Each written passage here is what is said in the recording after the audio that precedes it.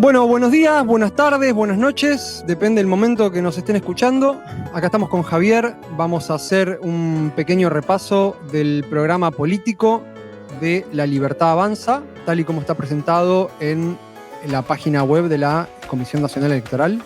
Ustedes pueden consultarlo ahí también. Hay programas a nivel provincial, está el programa a nivel nacional, que en muchos casos simplemente está copiado. Así que, bueno, sin más vamos a ir revisando hasta donde lleguemos hoy, un poco párrafo por párrafo y comentando a ver qué nos parece. Javi. Bueno, arranco si te parece, directamente leyendo el texto.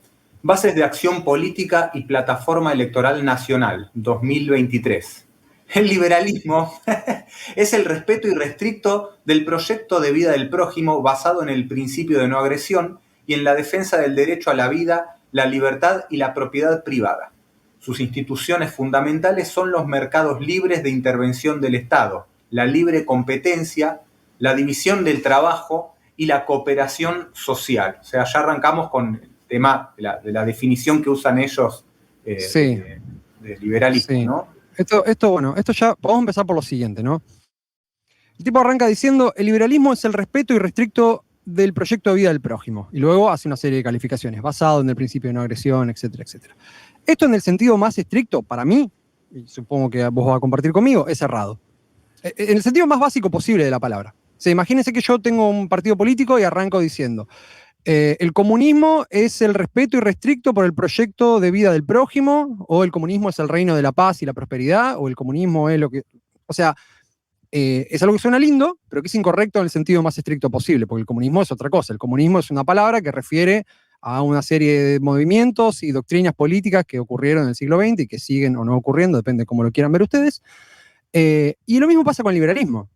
La palabra liberalismo refiere a un conjunto de doctrinas, de tendencias políticas, filosóficas, de ideas, en las cuales tiene una central importancia el derecho a la propiedad, a la propiedad privada, la igualdad ante la ley, la ciudadanía, la libertad entendida en un sentido negativo. Es decir, los liberales pueden desde esta posición defender ideas como la libertad de expresión, la libertad religiosa, la libertad de prensa, la democracia, al menos en el sentido liberal de la palabra, ¿no? Pero no es esto que están diciendo acá. En todo caso, lo que acá quieren decir es nuestro liberalismo, nuestra visión del liberalismo es que es el respeto irrestricto del proyecto de vida del prójimo, etc. Parece una tontería, digamos, frenar en la primera línea, pero no es poco, porque en base a estas definiciones es que ellos van a desarrollar todo el programa político. Y es importante ver cómo ya parece que están arrancando de definiciones ad hoc, o erradas o inventadas, ¿no?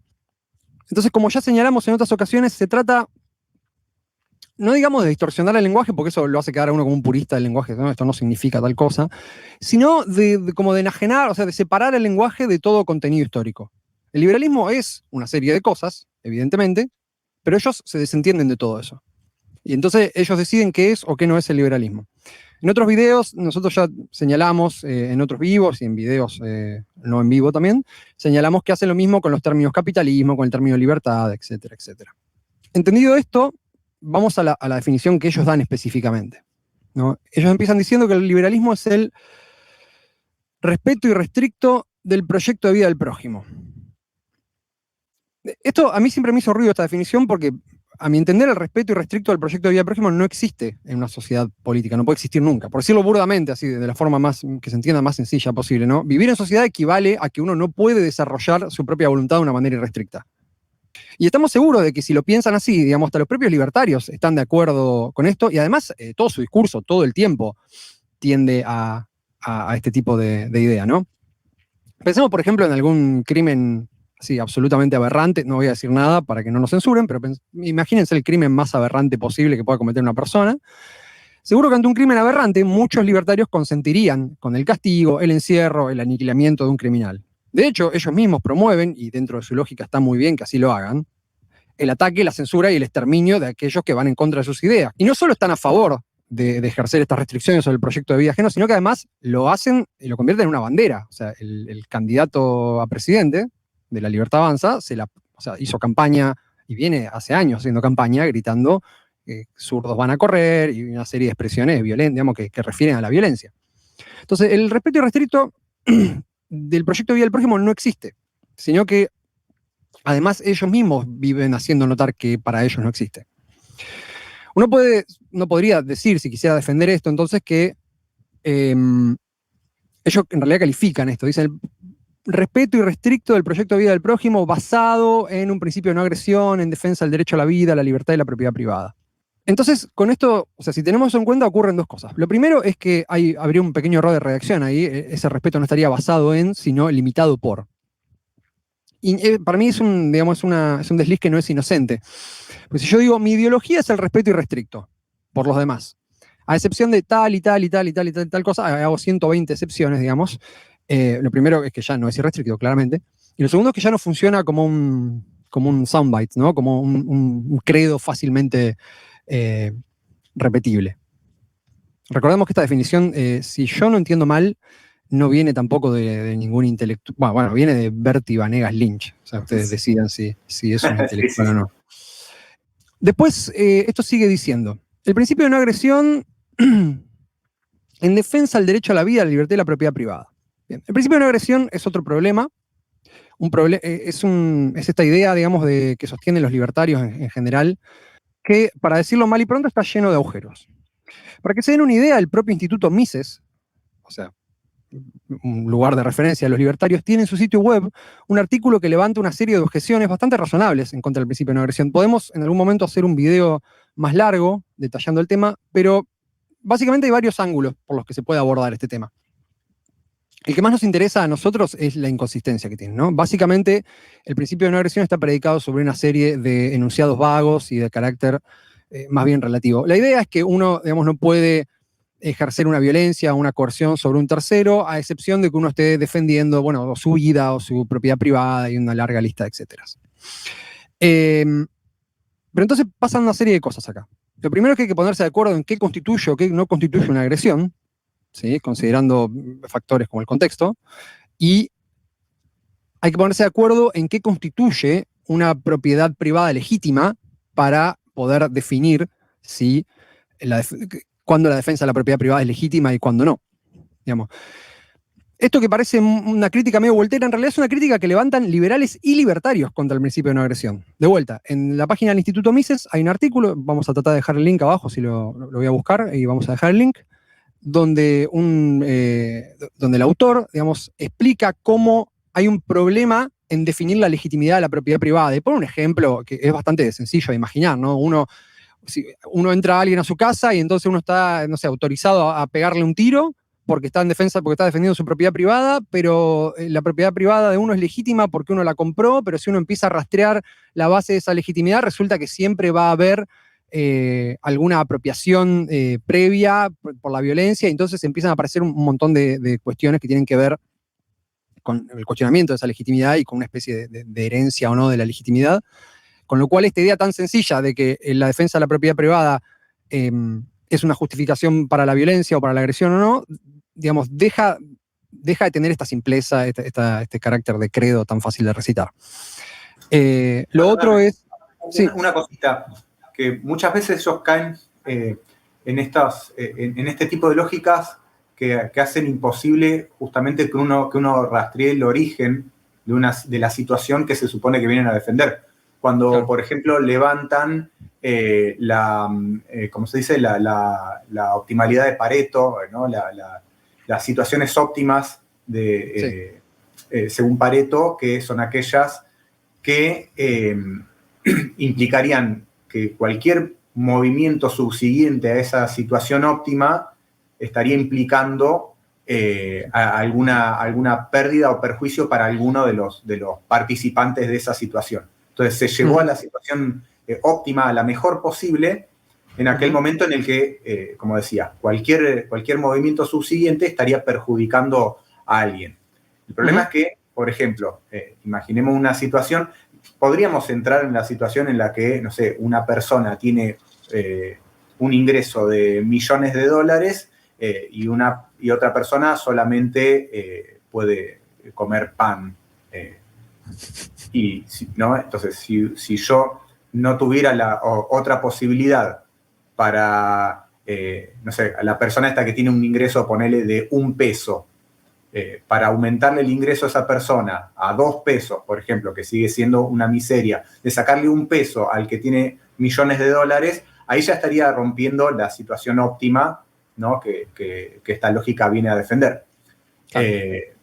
Pero más allá de eso, que es lógico, yo tengo, por ejemplo, millonarios y tengo niños con hambre, y si yo les sacara 1 centavo a esos millonarios para dárselo a esos niños con hambre, estaría rompiendo esa situación que según los defensores de esta lógica sería la óptima. Una vez que rompemos esa situación óptima, estamos de nuevo en un óptimo, en un nuevo óptimo, justamente. Claro, sí.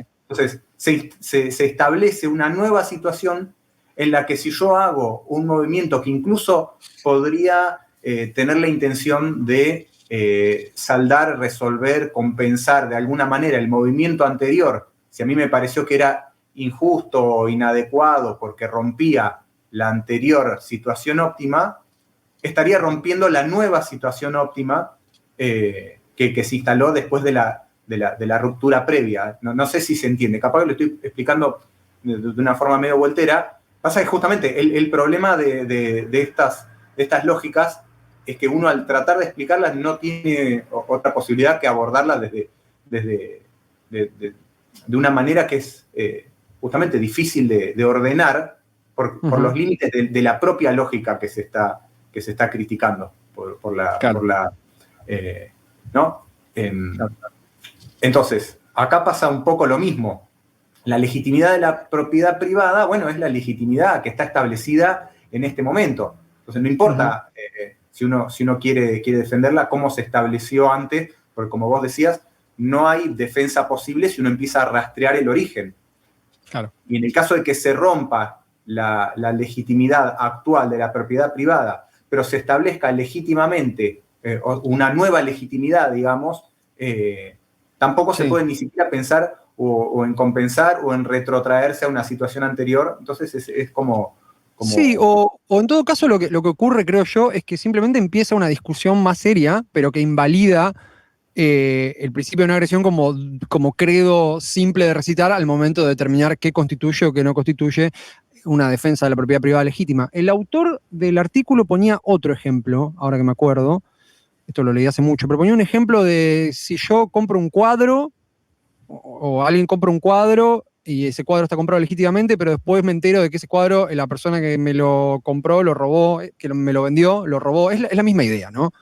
Entonces, claro, ¿cuándo? Sí. Claro, sí. ¿Cuándo? Claro, es que en realidad es enredado en la medida en que uno no esté dispuesto a partir de la crítica o a partir de esta contradicción a descartar el principio que está planteando. O sea, el enredo se acaba ahí. Si uno simplemente, al ver que esto no es consistente, se decide por descartarlo, no hay ningún enredo. Cuando uno empieza a querer salvar esta idea de sus propias contradicciones, no hay otra posibilidad que caer en este enredo sin fin, que es lo que estabas planteando vos.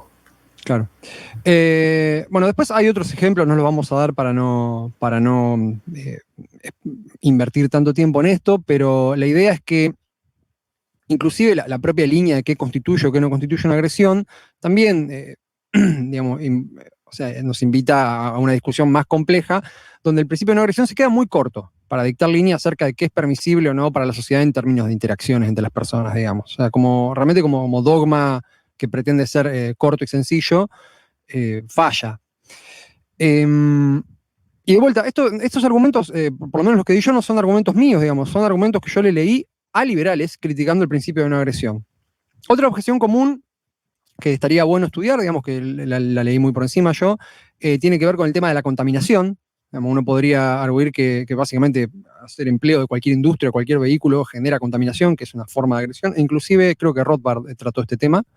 Pero bueno, no estoy muy seguro, eso habría que estudiarlo. Pero en fin, digamos, es una lógica que está un poco llena de agujeros como para pretender, digamos, dictar línea acerca de qué se puede o no se puede hacer en términos de interacciones.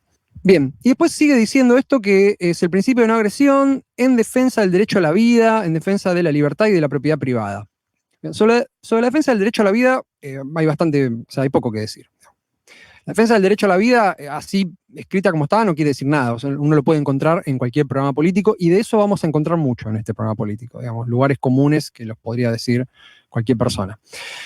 Habría que ver si los libertarios entienden, en todo caso, que desde el momento en que están apuntando a tomar las riendas de un Estado, el derecho a la vida que defienden viene con unas limitaciones importantes. Ningún Estado, me parece a mí, hasta por definición, defiende el derecho irrestricto a la vida. ¿Sí? Desde el momento que un Estado, por ejemplo, tiene que ejercer el control del territorio para ser un Estado, tiene que tener fuerzas represivas o un ejército, ¿sí? Es porque justamente existe la posibilidad de que, existe la hipótesis de que justamente se pueda ir a la guerra por caso, a tomar vidas o como lo quieran llamar, y que por lo tanto, digamos, el derecho irrestricto a la vida no es compatible, me parece a mí, con la idea de tomar el poder del Estado.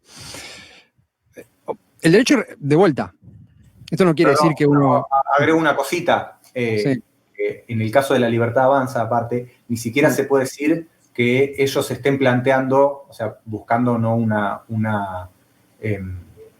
como se dice, una consistencia a fondo con esto, ni siquiera se podría decir que ellos están planteando una idea verdaderamente anarcocapitalista. De hecho, claro, solamente hay que ver la vicepresidenta de la fórmula que va con Milei. Sí, claro.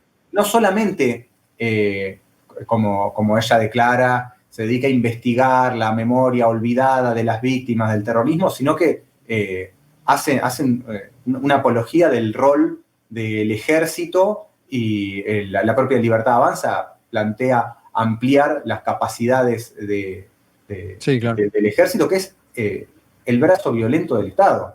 Te guste o no, te parezca que está bien o te parezca que está mal, objetivamente el ejército es eso. El rol del ejército consiste en poder usar la violencia. Entonces, la idea esta del respeto irrestricto a la vida y todo eso no tiene ningún sentido en la medida que alguien defiende positivamente, como lo hacen ellos, porque lo hacen positivamente, la existencia y la ampliación de las capacidades y la ponderación de las capacidades y el rol del ejército en la vida social. Sí, completamente.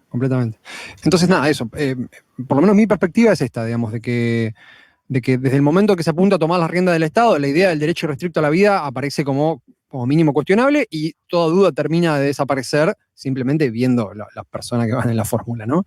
Después hablan del derecho a la libertad también, ¿no? Dice el derecho a la vida, el derecho a la libertad. Tampoco quiere decir nada más sin desarrollo, ¿sí? Porque decir el derecho a la libertad es como decir el derecho a la democracia o a las cosas lindas, digamos, ¿no? Si no se lo califica, si no se explica nada, no se sabe qué es. La libertad de quién, para quién, con qué límites y cómo, ¿no?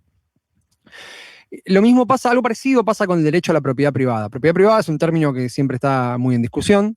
Por ejemplo, en discusiones entre marxistas o gente de izquierda en general suele aparecer esta idea de la distinción de la propiedad privada y la propiedad personal, ¿no?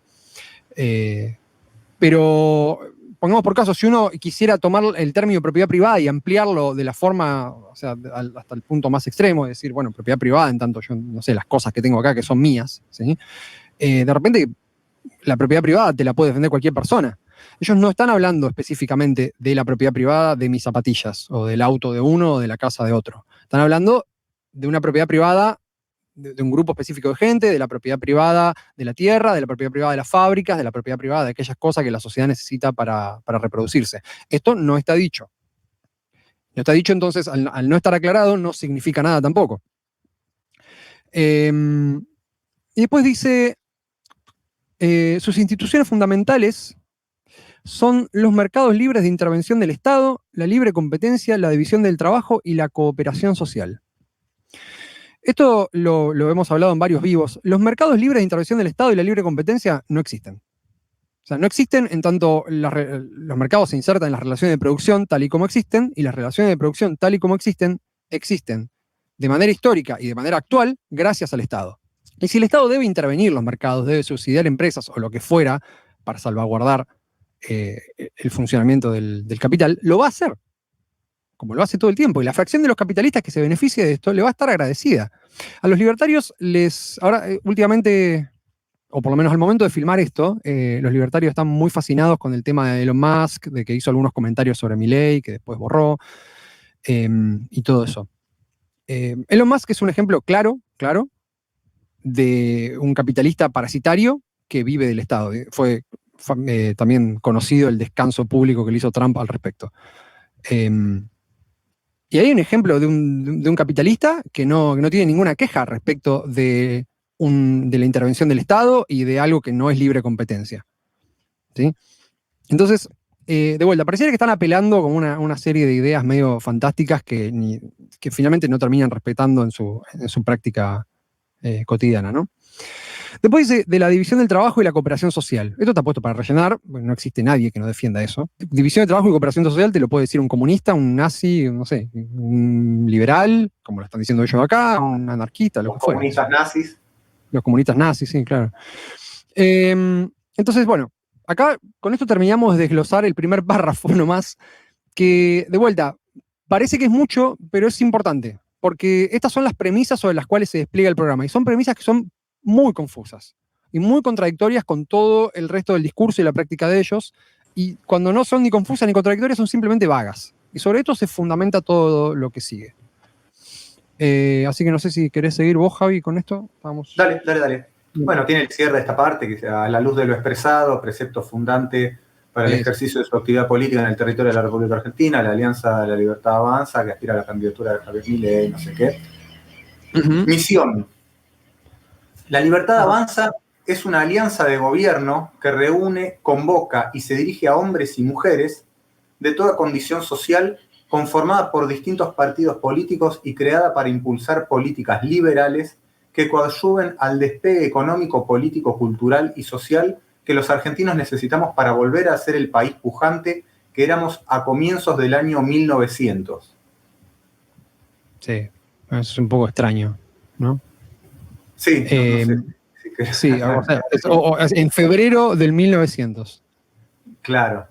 Claro, sí, no, claro, es el año, me parece que es el año 1900 o a comienzo del siglo XX.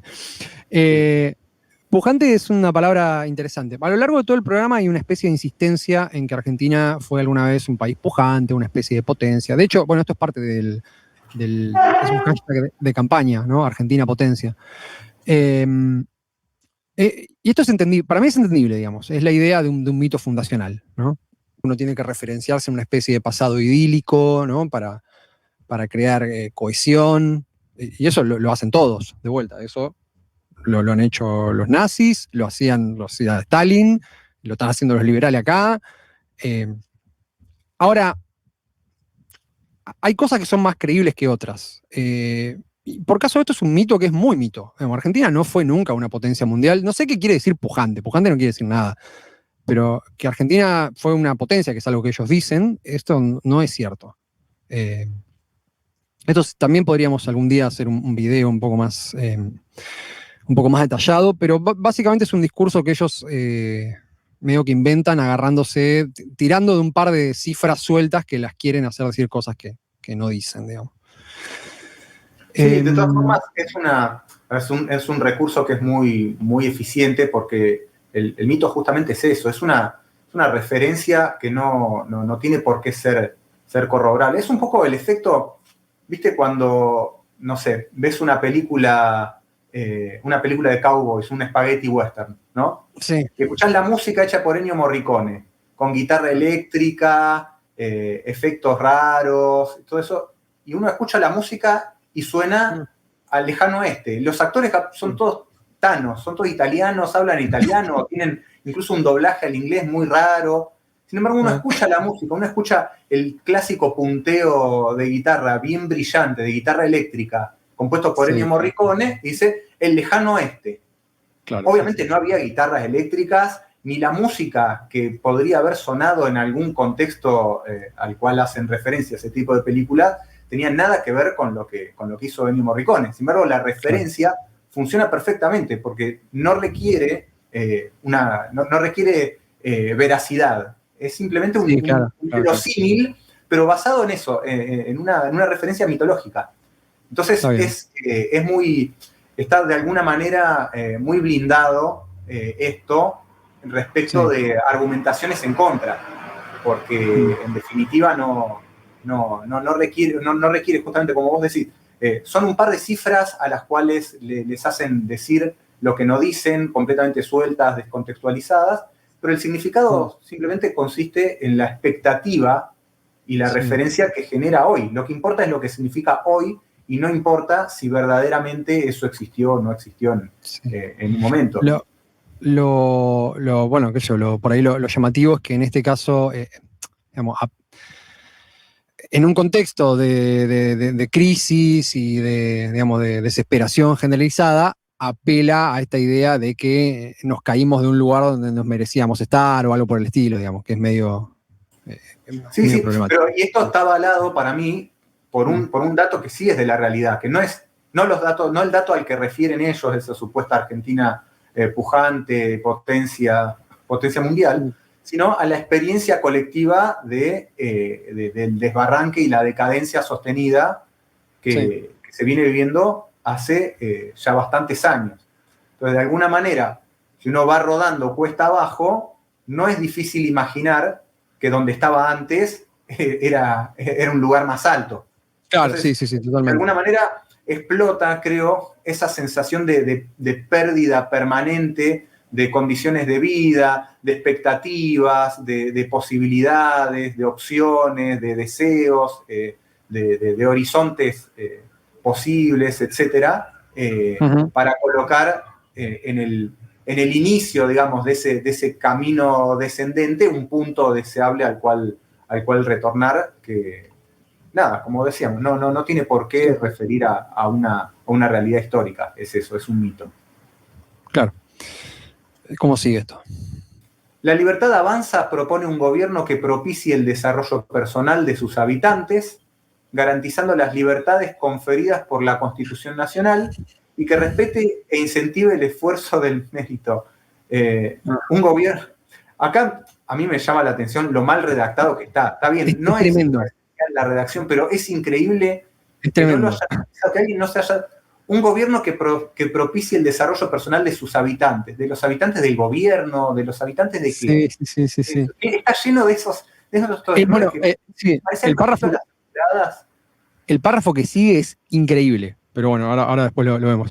Pero acá dice esto, bueno, un gobierno que propicie el desarrollo personal, se entiende, ¿no?, de los habitantes del país, garantizando las libertades conferidas por la Constitución Nacional y que respete e incentive el esfuerzo del mérito. Acá hay algo raro. O sea, esto entiendo yo que no es parte del programa específicamente, pero es algo que Milei ha dicho varias veces en entrevistas y esas cosas, que tiene que ver con su deseo de borrar el artículo 14 bis de la Constitución si él tuviera el poder para hacerlo, ¿no?, si pudiera hacer una reforma constitucional.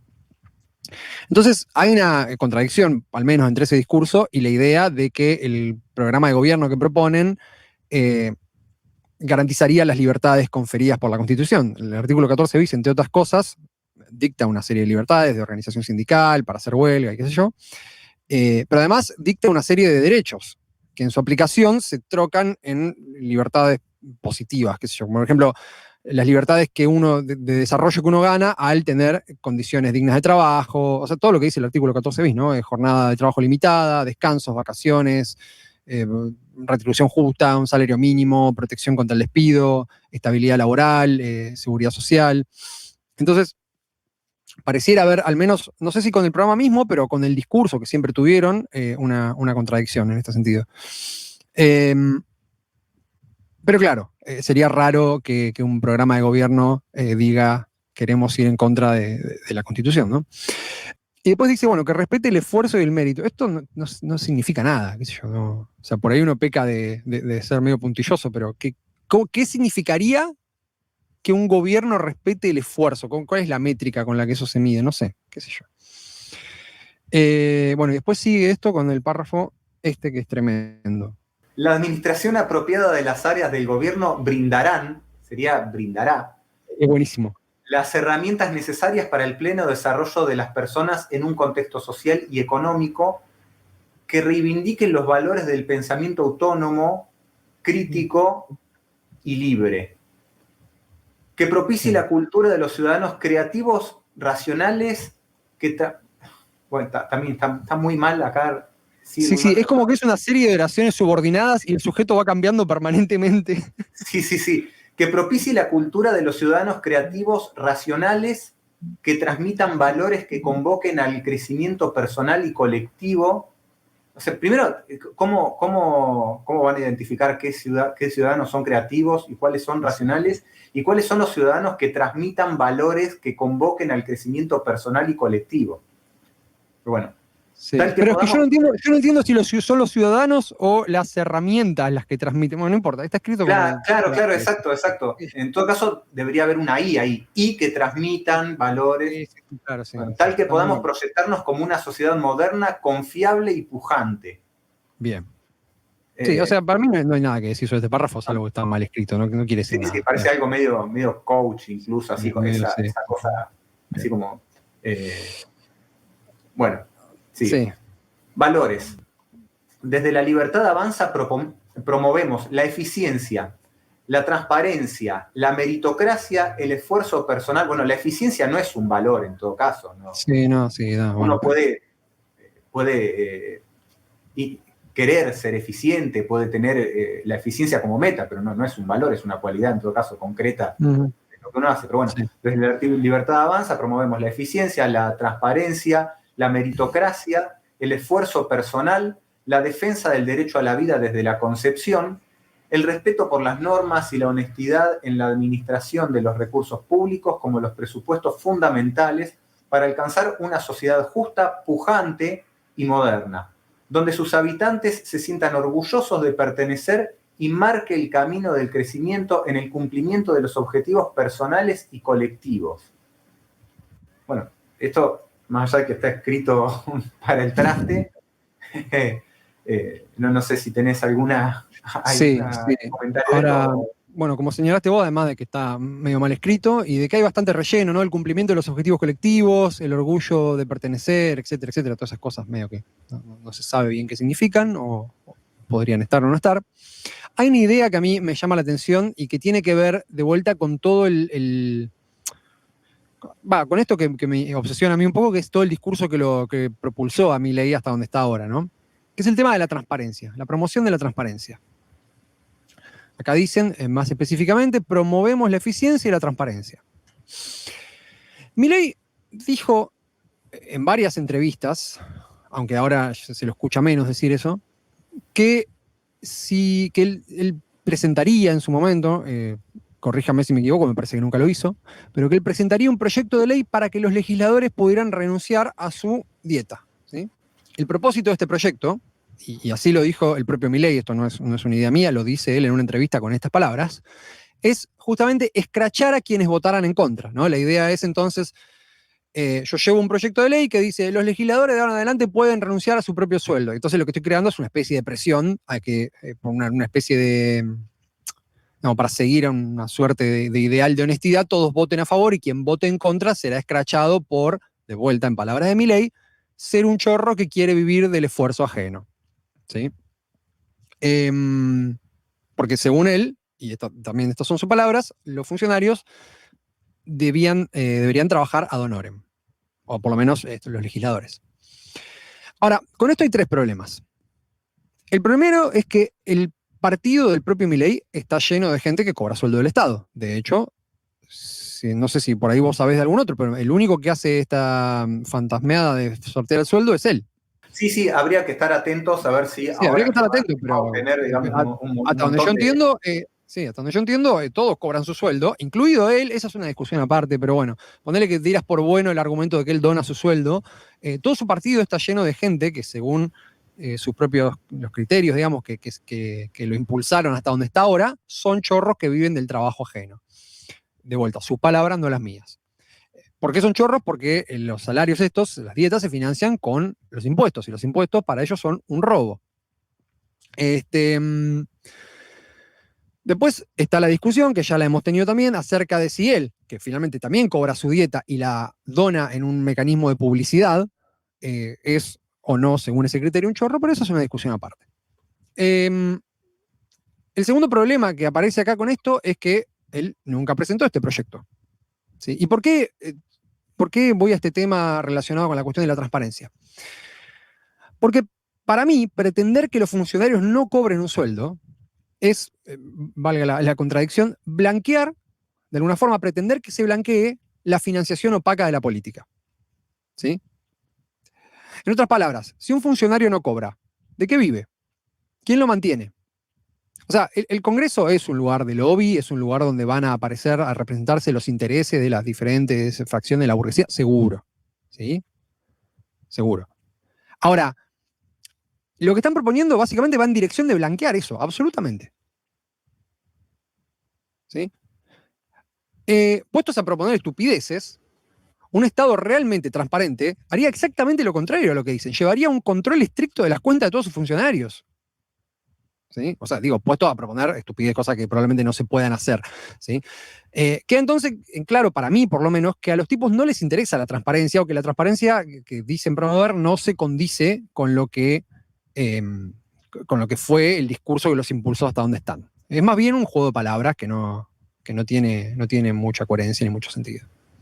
Sí, una vez más es una cuestión que de todas formas es un discurso que de alguna manera acerca a la gente porque la gente sí ve a una cantidad enorme de funcionarios que cobran fortunas. Uno ve cómo los diputados se aumentan y se aumentan los sueldos a niveles que son absolutamente asquerosos. Es una cosa astronómico, sí. Claro, que no tiene ningún sentido, que ninguno de esos funcionarios realmente necesita ese nivel de ingreso.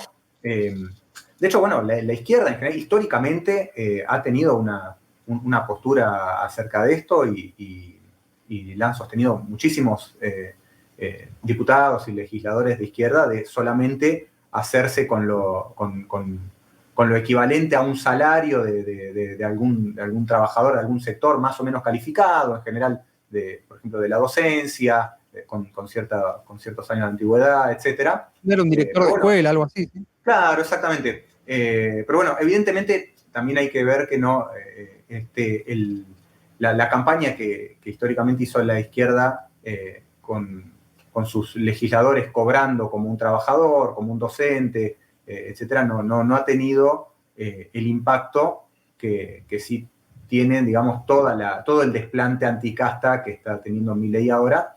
Pero en definitiva, bueno, hay algo eficiente en lo que hace Milei, que es que más allá de toda esta incongruencia, esta cosa que no se sostiene ni por el lado de los elementos lógicos más básicos, ni por el lado de las acciones del propio Milei, porque como vos decís, nunca se presentó este proyecto. Salvo Milei, los demás integrantes de la Libertad Avanza no tenemos noticia de que sorteen sus sueldos, ni que lo vayan a hacer ahora que va a tener una cantidad de legisladores muy, muy considerable. Sí. Pero bueno, evidentemente son cosas que calan por esto, porque la gente ve una realidad que es la de los sueldos obscenos que cobran los funcionarios y los legisladores, que son absolutamente ajenos a las condiciones de vida y de ingreso de la gente que se supone dicen representar. Claro. Entonces también, bueno, hay que puntualizar eso, porque, bueno, la eficiencia del discurso también proviene de una situación concreta. Sí, completamente. Bueno, ¿cómo sigue esto? Diagnóstico y plataforma.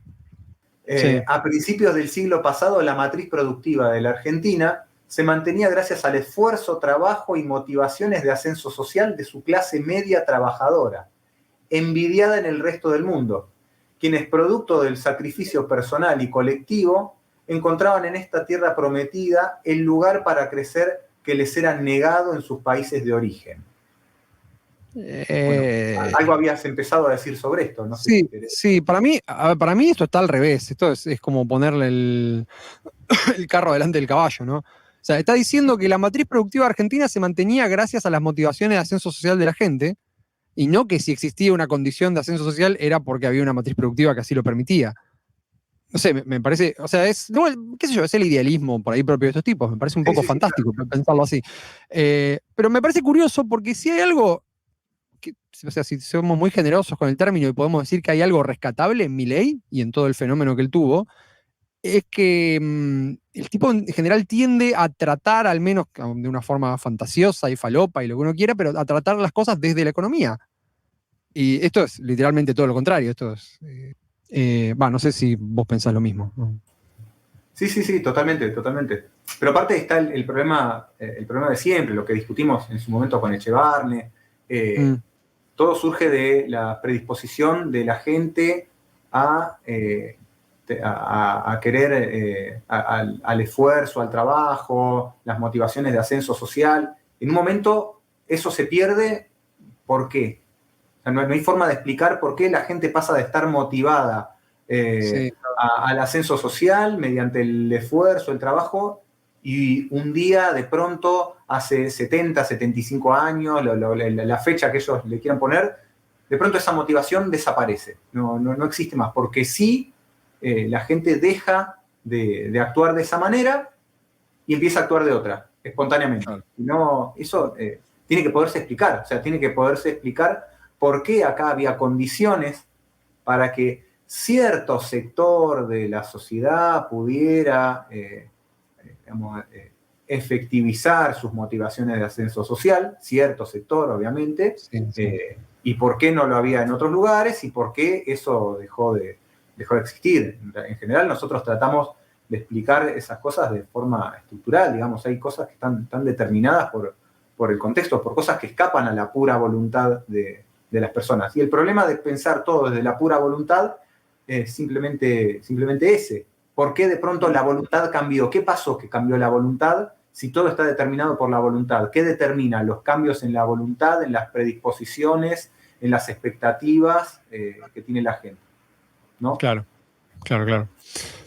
Y ahí después sigue diciendo los gobiernos populistas, para que lo señalo acá. Dice, ahí esta vez me acordé de desmutearme. Los gobiernos populistas y totalitarios que marcaron el cambio de época de mediados del siglo pasado coadyuvaron para la relajación de esa metodología de vida y trabajo.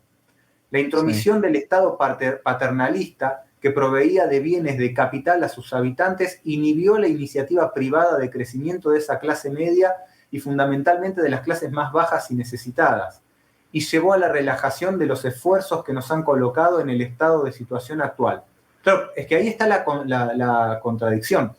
Claro, si vos me dijeras que la gente tenía esa sed o esa motivación hacia la mejora y a escalar, digamos, en sus condiciones de vida, y la intromisión del Estado paternalista garantizó continuar ese camino de mejora permanente, etcétera, uno diría, bueno, optaron por la mejor opción posible para obtener eso que querían. Ahora, si vos estás sosteniendo que a partir de eso todo fue peor, las condiciones de vida fueron peores, ¿por qué en todo caso eso inhibiría los esfuerzos de la gente y relajaría los esfuerzos que nos han colocado en el estado de situación actual, etcétera, si la motivación de la gente era estar mejor, no estar peor? Sí, se entiende. Y sigue. Un 50% de la población por debajo de la línea de pobreza, disminución drástica de las empresas privadas argentinas, índices de analfabetismo impensados cuando ya el siglo pasado fuimos el primer país del mundo en erradicarlo, y donde la mayoría de los egresados del sistema educativo no comprenden texto, fuga de cerebros de los jóvenes que buscan un futuro mejor, elevado índice de desnutrición infantil producto de la falta de cloacas y agua potable. Bueno, o sea, qué sé yo, ahí se podría ir punto por punto viendo que, o sea, las desgracias que señala en términos, o sea, se entiende que el panorama en general que pinta es cierto en términos de que... Sí, claro. Después uno puede hacer señalamientos puntuales, por ejemplo, sobre el tema de la tasa de alfabetización, no me queda de todo claro si va bajando, de hecho yo tenía entendido que subía. Después, porque habla de la desaparición como de la iniciativa privada y de la caída de la creación de empresas privadas, eso... y lo ata a esta idea de los gobiernos populistas y paternalistas que evita nombrar, ¿no? Del siglo pasado, pero eso pareciera estar más vinculado a la situación de bienestar coyuntural que a cualquier otra cosa. O sea, esa situación de bienestar bien puede venir de la mano de un gobierno que Milei llamaría paternalista o intervencionista o no. No por caso, Antes de hacer esto yo chequeé muy rápido y parece que entre 2003 y 2011 hubo un pico de creación de empresas privadas en pleno kirchnerismo, que luego se estancó y empezó a caer a partir del 2014 cuando la situación económica fue a peor. O sea que, digamos, no pareciera por lo menos ser correcto el diagnóstico, ¿no? Sí, aparte habría que corroborar si ahí en día hay menos empresas privadas que en 1900, que es el año que ellos ponen como meta, digamos, de regreso, de recuperación. Sí, o con respecto a la población, qué sé yo. Pero finalmente termina siendo una especie de escape en el cual se le pone el peso de la situación actual, hay que decirlo, ¿no? Al peronismo, básicamente. Que de alguna forma es cierto, pero tampoco termina de describir lo que ocurre. ¿Sí? O sea, porque la línea que sigue a esto, que no está en el programa, es la línea de su discurso habitual, digamos. Lo que pasó acá en Argentina es que el capitalismo de verdad nunca se probó porque estuvo siempre intervenido digamos, bloqueado de alguna forma en su desarrollo por las distintas experiencias políticas que él evita nombrar justamente para cubrirlas a todas. Y básicamente lo que ocurre en Argentina es exactamente, no sé, lo contrario. Tenemos un capitalismo ineficiente, un capitalismo que se desarrolló tarde, un capitalismo pequeño, un capitalismo que es poco competitivo a nivel internacional, excepto por una rama puntual que es el agro, y son justamente las diversas aplicaciones de este capitalismo las que fallaron en Argentina, y no una supuesta ausencia del mismo, que es de vuelta la línea que le seguiría a esto. No vamos a detenernos demasiado acá porque ya hablamos de esto, y después sigue directamente con las... Sí. Dice, las políticas populistas que parecían bien intencionadas demostraron a la postre que eran producto de una planificación asfixiante para alcanzar el enquistamiento de quienes las aplicaban, y que las oposiciones que las sucedieron no supieron, no quisieron o no pudieron revertir, agravando aún más el problema. Ese Estado paternalista ha salido a competir con la iniciativa privada de las empresas, las personas y particularmente los jóvenes, que terminaron quebrando o yéndose del país en busca de mejores condiciones económicas, jurídicas y laborales en pos de la esperanza y en búsqueda de su crecimiento. Eso es como una ensalada de lugares comunes fantástico. Sí, pero aparte, creo que el uso del término competir acá introduce una contradicción importante, porque en todo caso podrían decir que impidió, oprimió, perjudicó la iniciativa, pero si estamos hablando de gente que pondera a la competencia como el único, el mejor y en realidad el único método para el desarrollo, para la mejora de la vida, etc. Si el Estado compitió con la iniciativa privada y perdió la iniciativa privada, entonces, ¿qué significa? Si eso se dio en un marco de competencia. Sí, es una mala elección de palabras. Sí. Así transcurrieron más de 70 años y revertir y concretar la reforma integral que se necesita costará, según lo proyectado desde La Libertad Avanza, 35 años en 3 etapas sucesivas. La primera etapa implica un fuerte recorte del gasto público del Estado y una reforma tributaria que empuje una baja de los impuestos, la flexibilización laboral para la creación de empleos en el sector privado y una apertura unilateral al comercio internacional. Eso acompañado por una reforma financiera que impulse, sería, una banca libre y desregulada junto a la libre competencia de divisas. Fíjense acá un par de cosas.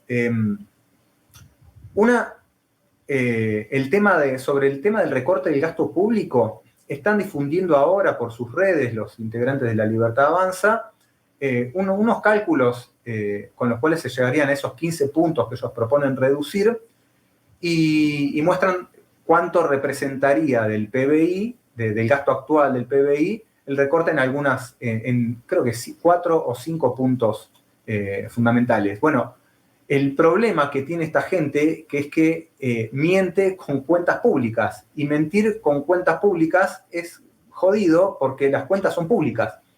Entonces, según todas las cifras que dan están mal. Por ejemplo, ponen, ahora no lo recuerdo exactamente, pero esto lo pueden chequear porque son todos datos públicos y son públicas las declaraciones de la Libertad Avanza. Sí, le puedo pegar acá. Por ejemplo, claro, entonces plantea que las transferencias, por ejemplo, a las provincias constituyen un 2,5% y en realidad son menos del 1% del PBI. Lo mismo con los subsidios, según ellos, el porcentaje del PBI que se destina a subsidios es mucho mayor de lo que en realidad es, con lo cual si ellos, incluso si hicieran todos los recortes que piensan hacer, con eso no llegan a la cantidad, a la reducción que plantean hacer del gasto público. Eso por un lado. Y por el otro, bueno, fíjense, parece sutil, pero de dolarización, de la propuesta de dolarización, pasamos a la libre competencia de divisas. Sí. Esto, bueno, hay que pensarlo. Es que eso fue un ida y vuelta igual, porque esto se presenta, me parece a mí, previamente, este texto. Sí, bueno, pero eso es de acuerdo, me parece que van de acuerdo a la opinión pública, a lo que la gente va diciendo, van pivoteando entre si dolarización o no dolarización, porque ya ha habido muchas como divergencias entre ellos mismos en qué es lo que plantean. Pero hay que resaltar que siempre como, digamos, las propuestas de Máxima en su propio programa están contradichas y son propuestas que son, digamos, el puntal, digamos, de sus intervenciones públicas y son las propuestas por las que mucha de la gente que los apoya los está apoyando y los está votando. O sea, es en base a esas propuestas que es posible que Milei vaya a ser presidente. Entonces, encontrar que esas propuestas ya están al menos puestas en cuestión en su propio programa es bastante llamativo o no, en realidad no es nada llamativo. Sigue. En cuanto a la segunda generación, se propone una reforma previsional para recortar el gasto del Estado en jubilaciones y pensiones de los ítems que más empujan, esto también está mal redactado, de los ítems que más empujan el déficit fiscal, alentando un sistema de capitalización privado, junto a un programa de retiros voluntarios de empleados públicos y achicamiento del Estado. O sea, todo lo que salió bárbaro durante el menemismo, ¿no?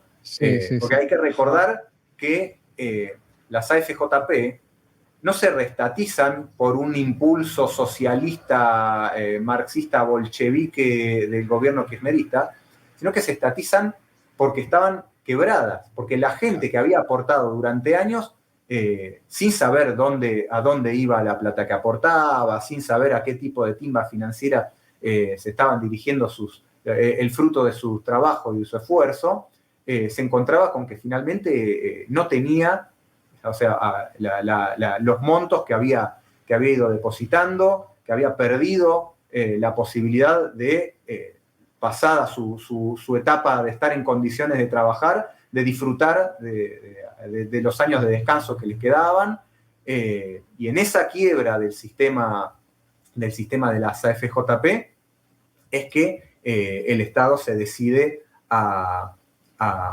reestatizarlas. Después incluso se usó para reemplazar las fuentes de endeudamiento y toda una serie de cuestiones que ya cuestionamos y criticamos en otros momentos, pero hay que tener en cuenta esto. Esto se hizo y salió mal, salió muy mal. Incluso Milei estaba vinculado a una, no sé si no dirigía o estaba vinculado a una FJP, la FJP máxima. Eso lo pueden buscar, lo pueden chequear para ver, para profundizar un poco más en eso.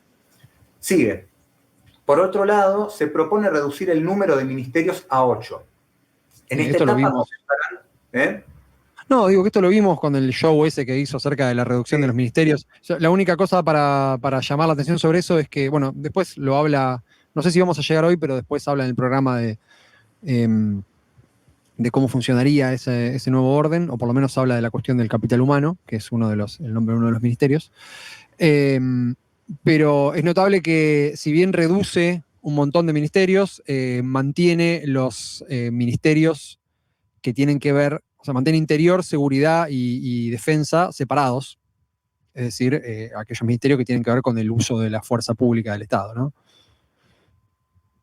Sí, y otra cosa, que bueno, no está en este párrafo, pero él ya dijo un montón de veces, se cansó de aclarar, que no va a echar a los trabajadores de los ministerios, solamente a cargos políticos y que eso, bueno, pasa siempre cuando cuando cambia una Se cambia gestión. claro. Eso es habitual. Pero dijo que no va a reducir, no va a despedir trabajadores de los ministerios. Con lo cual, por un lado, no se entiende cómo va a reducir el gasto público en esta rama. Pero bueno, ya como les decía, ahora lo voy a buscar a ver si lo podemos mostrar. ¿Cómo va a reducir, digamos, el gasto público si no va a reducir la planta de trabajadores de los ministerios? Pero aparte hay otra cuestión. Todo esto implica un reacomodamiento de los trabajadores, una reasignación de tareas de los trabajadores de los ministerios. Y eso es tan absurdo pensar que un trabajador especializado en cierta actividad puede pasar de un día para el otro a trabajar a otro ministerio en una actividad en la cual no se especializó, en la cual no tiene la experiencia y la formación necesaria, tan absurdo que hasta la propia escuela austríaca habla de las dificultades de reasignación del capital humano. Entonces, esto es, de nuevo, o una zaraza o algo que va a terminar provocando problemas graves. Sí. Así que bueno, sigue. Sí. En esta etapa comenzarán a eliminarse de forma progresiva los planes sociales a medida que se generen otros ingresos como consecuencia de la creación de puestos de trabajo en el sector privado. Liquidación del Banco Central de la República Argentina, establecimiento de un sistema de banca Simmons con encajes al 100% para depósitos a la vista. Finalmente, sí, ¿qué? No, digo, perdón, comentaba, ¿no? Que ahí está el famoso cierre del Banco Central. Entonces ya no sería una cosa de primera generación, sino de segunda generación, y tampoco queda claro qué es una generación. O sea, supongamos que ellos dicen que esto lleva 35 años y hay 3 generaciones, o sea, se hace una cuenta rápida. Cada generación. Cada año trae 11 años y medio cada generación, claro. O sea que más de 2 mandatos por generación. Es muy. O sea, espera muy gobernar optimista. al menos por 7 mandatos. ¿Sí? Aparte, supongo que Milei se irá clonando como clonó a su perro para poder extender sus mandatos una y otra vez. Está bien, tiene sentido. Y bueno, por eso quiere poner al tipo al especialista en clonación, que además es igual a él. No sé si viste la foto. Sí. Es fantástico. Sí, es perturbador.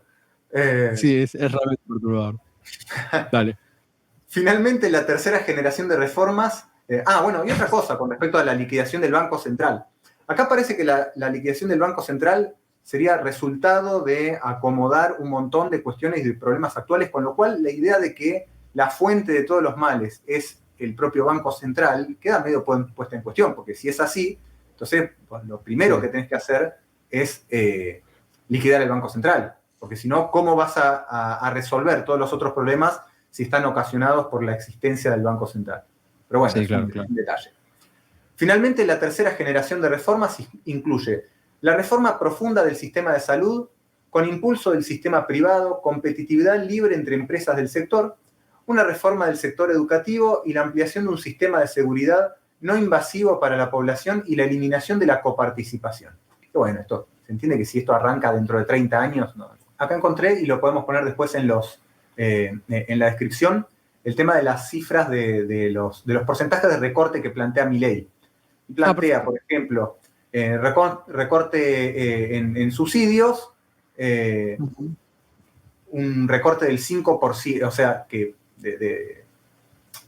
los subsidios económicos representarían, digamos, el 5% del PBI y que eso va a contribuir a un tercio de los 15 puntos que él plantea reducir. En realidad, el gasto del 2022 en subsidios económicos fue del 2,6%. O sea, hay un 2,4% que sobra, que inventó Milei, digamos. Sí. Después, las transferencias corrientes a provincias también plantea que son un 5%, con lo cual estaríamos sumando un 10% del 15% que él plantea reducir, y en realidad constituyen el 0,7%. O sea, lo está sobredimensionando en un 4,3%. ¿Cuánto dice que son, perdón? ¿Cuánto dice que son? Dice que es un 5%. Y en realidad son un 0,7%, o sea, ni cerca. En gastos de capital plantean un 2%, y bueno, esto está más cerca, un 1,6%, y plantea una reducción muy, ya en segunda generación, creo que era, ¿no? De los planes sociales, muy, muy gradual, pero las prestaciones sociales constituyen un 11% del PBI, con lo cual la gradualidad que él está planteando tampoco viene a saldar esta cuestión.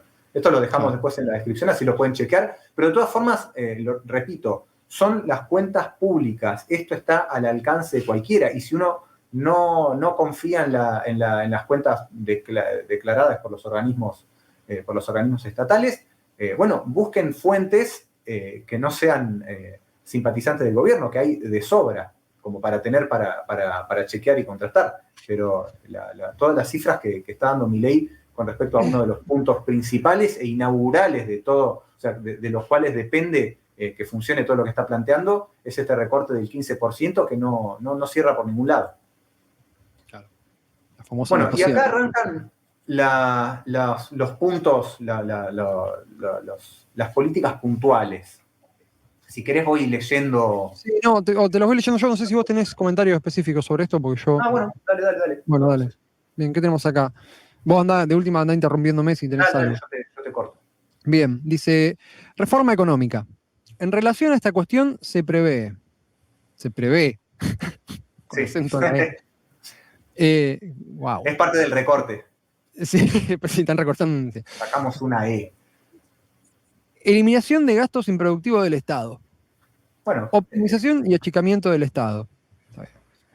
Incentivos. Sí, esas son cosas que incluso podría apoyar tranquilamente un socialista. O sea, no había problema con eso. Después hay que ver a qué se refiere puntualmente, pero. Claro, sí. Por eso digo, son generalidades, claro. Acá hay una cosa que es notable. Incentivos para la creación de empleos genuinos y de calidad. Bueno, ahí va. Hay una cosa que fui notando, que ahora la vamos a explicar. Fíjate cómo ya arranca en el tercer punto contradiciendo la idea fundamental que viene planteando Milei y los liberales libertarios, digamos, de que es la libertad de mercado la que tiene que actuar y no la intervención del Estado. Entonces uno ve esto y se pregunta por qué harían falta incentivos. Si fuera coherente con sus propios planteos, las acciones que debería llevar a cabo como gobernante deberían consistir solamente en eliminar las trabas que existen actualmente al mercado. Que pretenda incentivar desde el Estado la creación de empleo genuino y de calidad, que aparte la calidad del empleo ya la ponen en cuestión ellos mismos cuando hablan de flexibilización laboral, pero bueno, que planteen que el Estado debe incentivar esto, hace suponer que el mercado necesita en realidad de la intervención del Estado para hacerlo. Sí. Además de que el carácter, eso que decía, genuino o la calidad, en todo caso, debería determinarse libremente entre el empleador y el empleado, siempre si seguimos los lineamientos que ellos plantearon. Entonces, el Estado va a estar entrometiéndose en los libres acuerdos entre el empleador y el empleado, que libremente y de manera igualitaria entre ellos van a determinar cuál es el carácter genuino y la calidad del trabajo. Evidentemente, acá ya empezamos con algo raro, que en realidad tiene que ver con que verdaderamente, o sea, no es que acá están contradiciendo la realidad, se están contradiciendo ellos porque la realidad es lo que los contradice. Como decías vos antes, el buen funcionamiento del capitalismo necesita de la intervención del Estado, eso es así. Privatización de la empresa pública deficitaria. Bueno, ahí, mira, para empezar habría que preguntarse cómo va a privatizar empresas que son deficitarias. Porque, bueno, ¿quién va a comprar una empresa deficitaria? Las propias empresas estatizadas por los kirchneristas, como pasó, como decía hoy con lo de las AFJP. Las empresas privatizadas por los gobiernos kirchneristas eran empresas quebradas por la gestión privada, pero que además se licitaron antes de la estatización y nadie las quiso. Eso es un dato importantísimo. Son empresas que antes de ser estatizadas se licitaron para que el sector privado se hiciera cargo, y nadie las quiso, y en esa situación de emergencia fue que se estatizaron, como por ejemplo el caso del correo. Así que esto es medio raro ya, pensar Sí. que el sector privado, que se supone que lo que busca es la eficiencia, la economía de recursos, etcétera, Y hacerse cargo. claro, va a sentirse incentivado para comprar empresas deficitarias. Sí. Después dice fomento de la inversión privada, de las inversiones privadas, Bueno, que es lo mismo que decíamos lo antes. mismo. Se supone que vos estás liberando de trabas al mercado, ¿por qué tendrías que fomentar? Sí. Acá dice, bueno, ampliación de la red vial, interconectando las distintas opciones de transporte a fin de facilitar el traslado de intercambio local, interprovincial e internacional de mercaderías, la instalación de nuevas inversiones y el potenciamiento de las ya existentes. Esto es más o menos lo mismo también. Si Es hay lo una mismo, industria el deficitaria, Estado. además, es el ferrocarril. Sí, claro. Todo el mundo. Pero justamente, ¿cuál es la idea de un sistema ferroviario funcional, no como el que tenemos ahora? Facilitar la producción y la distribución de riqueza dentro del país y hacia el exterior. Esa es la función. Entonces, no tiene una función, por eso justamente es algo que suele recaer y que recayó en su momento sobre el Estado. Claro. Pero sí, como negocio no es viable. No pareciera ser un buen negocio. Pero justamente acá están delatando eso. Están proponiendo que el Estado encare algo que como negocio no es viable para garantizar la viabilidad de la producción de los capitalistas locales. Y es lo mismo, es eso, es proponer que el Estado brinde las condiciones para la valorización del capital. O sea, el Estado garantizando la reproducción del sistema capitalista y no el libre mercado y todas esas fantasías. Bueno, acá hay una serie después de cosas bueno, creación de puertos y aeropuertos, mejoramiento de rutas, autopistas y caminos con inversiones privadas a fin de favorecer el intercambio de productos con los países de la región. Bueno, acá parece cambiar de repente de camino, ¿no? Sí, que acá hay que ver algunas cosas. Si con inversión privada se refiere a que los privados van a invertir con el fin de después generar una ganancia, es decir, que el que tenga que pasar por esas rutas, caminos, autopistas, etcétera, tenga que pagarles a los que las hicieron, con lo cual, de alguna manera, estaríamos en presencia de una restricción de las libertades individuales, porque si a vos no te dejan pasar por un lugar que forma parte de tu propio país, si no pagás, te están coartando tu libertad de circulación. O si se refiere a que, bueno, que la inversión privada va a constatarse como pago por parte del Estado a empresas privadas que se hagan cargo de eso, como sucede ahora con el famoso club de la obra pública. Bueno, no sé. Claro. No está aclarado esto, y aparte Milei ya se contradijo en varias declaraciones acerca de este punto, así que... Sí. Incentivar las inversiones privadas para la ejecución de obras que fomenten el comercio y las economías regionales y favorezcan el intercambio de productos en todo el territorio nacional. De vuelta, lo mismo. De vuelta, lo mismo. ¿Cómo se va a incentivar? Evidentemente es el Estado ofreciendo algún tipo de beneficio que por sí solo el sector privado no lo podría obtener, porque si no tendría sentido pensar que el Estado lo debe incentivar. Bueno, ahí aparecen los famosos empresarios, que va a ser muy interesante igual ver si esto llega a ocurrir. Va a ser muy interesante ver cómo cambia ¿no? Cómo se reacomodan para justificar estas cosas. Después dice, en la tercera etapa, eliminación del Banco Central. Esto ya lo tocamos, que es una tercera etapa, no sé, dentro de 30 años. Sí, pero igual arriba en la presentación esto estaba en la segunda etapa. Y ahora ya lo pasaron. O sea, ya lo postergaron mientras lo estaban escribiendo. Sí. Competencia de monedas. Ya lo habían postergado. Claro, sí. Competencia de monedas que permita a los ciudadanos elegir el sistema monetario libremente o la dolarización de la economía. O sea, nuestro programa dice que vamos a hacer una cosa o que vamos a hacer otra. Sí, buenísimo. Pero buenísimo porque además no es que... O sea, ya sería medio bochornoso que diga... o sea, vamos a hacer una cosa u otra. Eso ya sería medio mucho. Pero además, esto es probablemente el cambio más importante que puedan ejecutar. Para mí, y el de la educación son los dos cambios más importantes que puedan hacer como gobierno. Sí. Y bueno, esto lo podemos contar después, pero el de la educación, evidentemente, no tienen ni idea de cómo hacerlo. Y acá, literalmente, en el propio programa político, no se ponen de acuerdo en cuál es su propuesta. Me vas a acordar la gente que se hace la que sabe sobre algo simplemente por introducir un cuestionamiento muy básico que consiste solamente en decir o no. Entonces vos le decís, por ejemplo, no sé, el Estado cumple un rol fundamental al garantizar las condiciones de valorización del capital. Y viene uno y te dice, ¿o no?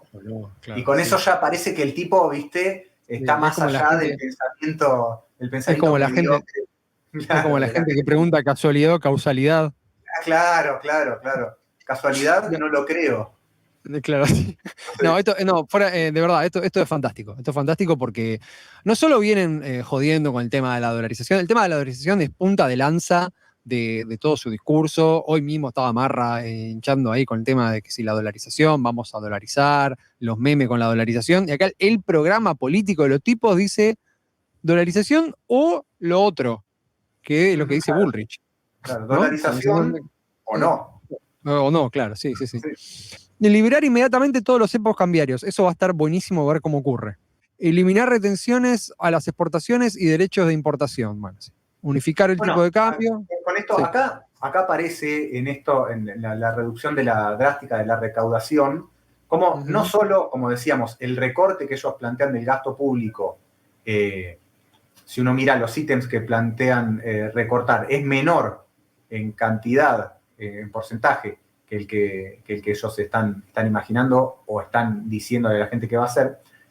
Pero si además estás haciendo una reducción drástica del ingreso fiscal, estás anulando todo efecto positivo, al menos en tu concepción, que puede tener el recorte del gasto público.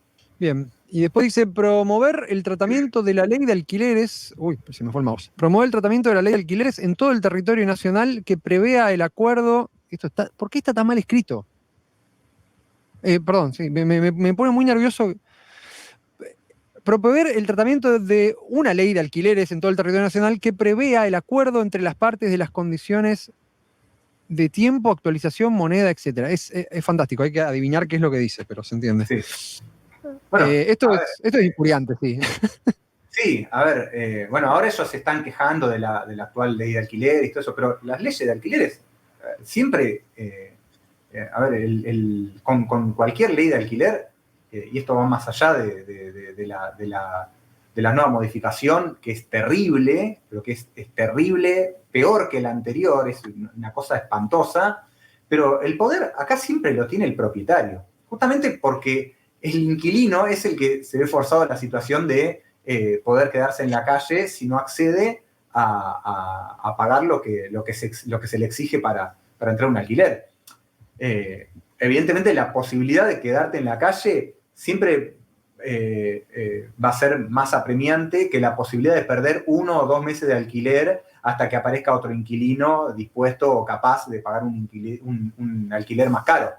Entonces, pensar que este tipo de contrato puede ser igualitario es una absoluta estupidez. No puede funcionar así porque hay una diferencia de condiciones desde el punto de partida.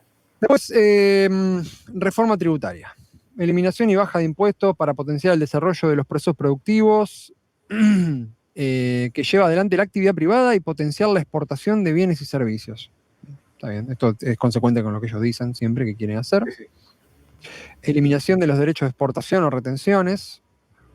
Financiamiento estatal a partir de un régimen de regalías y concesiones por la explotación de recursos naturales. Bueno, de nuevo está el Estado. Sí, el Estado ahí metiéndose. Sí. Bueno, y luego tenemos acá reforma laboral, promoción de una nueva ley de contrato de trabajo sin efectivo retroactivo, cuya principal reforma resulte eliminar las indemnizaciones sin causa, para sustituirlo por un sistema de seguro de desempleo a los efectos de evitar la litigiosidad. Esto parece que lo redactó un contador. Sí, No pero sé si alguna vez trataste yo tengo, no sé si yo tuve mucha mala suerte, pero todos los contadores con los que he lidiado en mi vida redactaban de una forma incomprensible y esto... sí. No, bueno, los abogados también. Yo cuando estaba en Sí, los... viste, pero es llamativo, porque uno pensaría que un abogado... Tenía que leer cada cosa escrita por claro, abogados. pero uno pensaría que un abogado, bueno, qué sé yo. No Claro, importa. que es la gente que mediante el lenguaje de alguna manera está plasmando las leyes bajo las cuales se rige la sociedad Sí, podría y escribir. cosas que no puede entenderlas un lego, alguien que no está interiorizado con un lenguaje específico, que no puede entender, que no condicen con las normas básicas del idioma Sí, en el bueno. que se supone que hablan, pero bueno.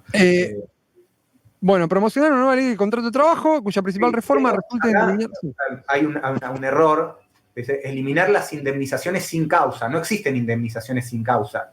Serían las indemnizaciones por El despido despido, sin causa. Sí. ¿Sí? Sí.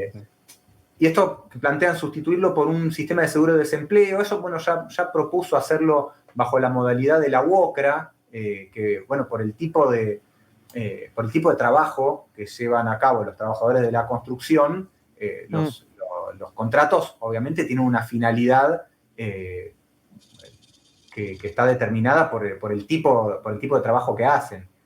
O sea, se terminan de construir una casa y ya está, el contrato no puede durar más que lo que dura la construcción de la casa. Claro. Pero finalmente lo que significa esto es brindar a las empresas la posibilidad de ir despidiendo a trabajadores en función de agilizar, digamos, la obtención de ganancias y nada más que eso, es simplemente eso, que vos puedas... Digamos, es de las medidas más esperables, ¿no? De ellos, por lo menos una de las más honestas.